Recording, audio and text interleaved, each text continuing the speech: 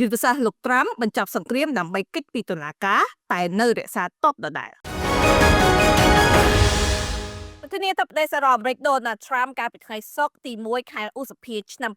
2026បានផ្ញើលិខិតផ្លូវការទៅកាន់ថ្នាក់ដឹកនាំសភាដោយប្រកាសថាបេសកកម្មយោធាប្រឆាំងនឹងប្រទេសអ៊ីរ៉ង់ដែលបានចាប់ផ្ដើមតាំងពីចុងខែកុម្ភៈនោះត្រូវបានបញ្ចប់ទោះបីជាយ៉ាងណាក៏ដោយលោកបានសង្កត់ធ្ងន់ថាទ្វារសម្រាប់ការប្រើប្រាស់កម្លាំងយោធានៅតែបើកចំហប្រសិនបើទីក្រុងតេហ៍អ៊ីរ៉ង់បង្កការគំរាមកំហែងសារជាថ្មីគិតផ្ញើជូនប្រធានសភាតំណាងរាស្ត្រលោក Matt Jackson និងប្រធានបណ្ដោះអាសន្នព្រឹទ្ធសភាលោក Jack Grassley លោក Trump បានលើកឡើងថាចាប់តាំងពីថ្ងៃទី7 ខែមេសាឆ្នាំ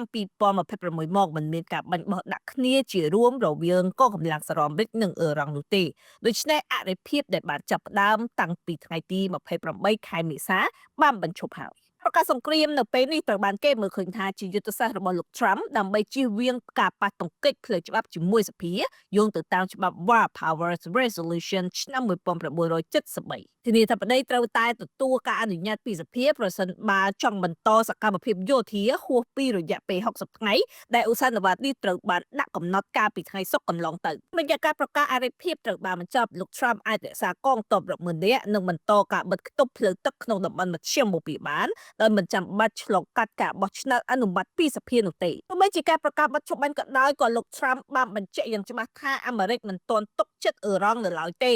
ក្រសួងសង្គ្រាម Department of War នៅតែបន្តពង្រឹងកងកម្លាំងនៅតំបន់ដើម្បីឆ្លើយតបនឹងការគំរាមកំហែងពីអ៊ីរ៉ង់និងក្រុម Proxy Trump បានបង្ហាញចំហមិនពេញចិត្តនឹងសំណើសន្តិភាព14ចំណុចចុងក្រោយរបស់អ៊ីរ៉ង់ដែលដាក់តាមរយៈអាណាធរប៉ាគីស្ថានដោយលោកចាត់ទុកថាអ៊ីរ៉ង់មិនទាន់បានសងតម្លៃឲ្យបានគ្រប់គ្រាន់ចំពោះសកម្មភាពរបស់ខ្លួននាពេលកន្លងមកអន្តរការដែលស្ថិតក្នុងភាពមិនច្បាស់លាស់នេះត្រូវបានបន្តធ្វើឲ្យទីផ្សារថាមពលនិងទំនិញពិភពលោកមានភាពរង្គោះរង្គើខណៈដែលច្រកសមុទ្រ Hormuz នៅតែបន្តមកខ្ទប់តម្លៃប្រេងបានហក់ឡើងខ្ពស់ជាងមុនសង្គ្រាមដល់ 50% ដែលនាំឲ្យការរិះគន់យ៉ាងខ្លាំងពីសំណាក់បកប្រឆាំងក្នុងសភាអាមេរិកចំពោះការសម្រេចចិត្តរបស់លោក Trump ដែលបន្តយុទ្ធសាស្ត្រសង្គ្រាមសេដ្ឋកិច្ចដ៏តឹងរ៉ឹងនេះបច្ចុប្បន្នភាពនេះពិភពលោកកំពុងតាមដាននិយាយទុកដាក់ថាតើទុកទ្វារចំហរបស់លោក Trump នឹងនាំទៅរកកិច្ចប្រឹងប្រែងសន្តិភាពយូរអង្វែងឬជាការផ្អាកដើម្បីត្រៀមខ្លួនសម្រាប់ការវាយប្រហារដ៏ធំមួយទៀតនាពេលខាងមុខព័ត៌មានខាងលើធ្វើឲ្យសេដ្ឋកិច្ចក៏ដូចជាតម្លៃមាសមិនទាន់មានភាពប្រកបប្រជានៅឡើយទេតែតម្លៃមាសនាពេលបច្ចុប្បន្ននេះកំពុងតែរងចាំព័ត៌មានដែលស្ដីអំពីសង្គ្រាមមជ្ឈមបូព៌ាជាពិសេសកិច្ចចរចាសន្តិភាពរវាងសហរដ្ឋអាមេរិកនិងអ៊ីរ៉ង់តើនឹងមានកិច្ចចរចាល្អប្រសើរនាពេលខាងមុខដែរឬទេប៉ុន្តែប្រសិនបើមានកិច្ចចរចាល្អប្រសើរតម្លៃមាសអាចនឹងមានឱកាសក្នុងការឡើងថ្លៃទៅវិញបើសិនមិនទាន់មានកិច្ចចរចានៅតែបន្តអូសបន្លាយតម្លៃមាសអាចនឹងមានឱកាសធ្លាក់ថ្លៃបន្ថែមទៀតឬអាចស្ថិតនៅតម្លៃបច្ចុប្បន្នភាពនេះវិនិយោគិនគួរតាមដានយកចិត្តទុកដាក់ទៅលើបម្រែបម្រួលទីផ្សារសកលក៏ដូចជាព័ត៌មានទស្សនការផ្សេងៗអំពីសង្គ្រាម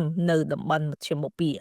ពីព្រោះវាជាសូចនាករសំខាន់ដែលនឹងធ្វើឲ្យតម្លៃមាសមានការប្រែប្រួលលើសពីការរំពឹងទុកព្រោះលោកស្រីដែលមិនចង់ចំណាយថវិកាច្រើនទៅលើការទិញមាសប៉ុន្តែចង់រកស៊ីកក់មាសអាចធ្វើការរៀនពីរបៀបកក់មាសតាមរយៈពន្ធនាគារក៏ដូចជាបើកការិយាល័យកក់មាសដែលឥតគិតថ្លៃអាចធ្វើការទៅនាំនេះខ្ញុំស្រា Sunday តាមលេខទូរស័ព្ទនៅខាងលើដើម្បីទទួលបានការបង្រៀនការប្រឹក្សាយោបល់និងការបើកការិយាល័យជូនដែលឥតគិតថ្លៃរៀនកក់ហាងឆេងមាសក៏ដូចជាបើកការិយាល័យកក់មាសតាមរយៈពន្ធនាគារដែលឥតគិតថ្លៃសម្រាប់លោកស្រីដែលមានចំណាប់អារម្មណ៍អាចធ្វើការទៅនាំនេះខ្ញុំស្រា Sunday តាមលេខទូរស័ព្ទនៅខាងលើនេះដើម្បីទទួលបានការប្រឹក្សាយោបល់ការបើកការិយាល័យដែលឥតគិតថ្លៃ